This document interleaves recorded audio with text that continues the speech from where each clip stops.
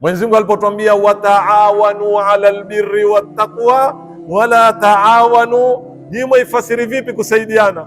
Kupeka tendre msikitini?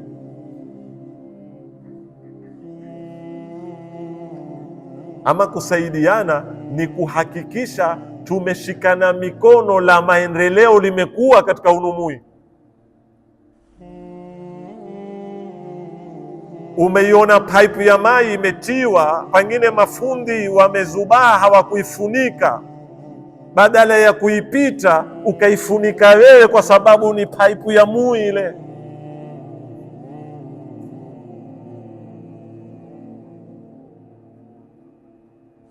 Umepita mahala kuna mifereji ya kusaidia watu mai, ukakuta mai ya nani? Ni mai ya mui. Unapoona ukiufunga ule mfereji haufunguki, kuna kipira kimekatika, ukatoa shilingi 100 ukaenda dukani ukanunua mfereji mwingine ukaufunga. Ndio katika hizo akhlaq, ndio katika hiyo wataawanu ala albirri wattaqwa.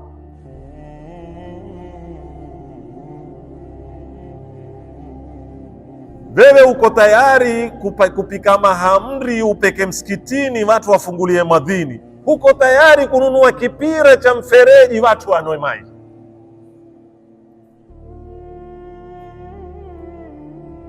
Siwalaumu mimi ikiwa na mimi ni mmoja wenu, lakini nakuonesha hata namna tulivyopewa Uislamu pataka kurudiwa. Unajua mwanadamu unapoketi msikitini ukamwambia kutoa ni muhimu, kutoa ni muhimu, kisha kila kukipijwa mfano hupijwa mifano fulani, watu hufremiwa wakaenda kwenye yale mambo fulani peke yake. Hawakuzoezeshwa pia kufahamishwa watu kwamba ile pipe muyankuwa ya water supply ni shirika la jamii na ni letu. Kwa hivyo hata ile pipe mimi nikisaidia nikatoka sadaka. Lakini sisi tumefahamisha tusaidia, na ukipata nafasi ya kuharibu fanya nini? Haribu. Kwa sababu gani? Nitakumuudhi fulani. Fulani si zake jamanini, atapita atakwenda.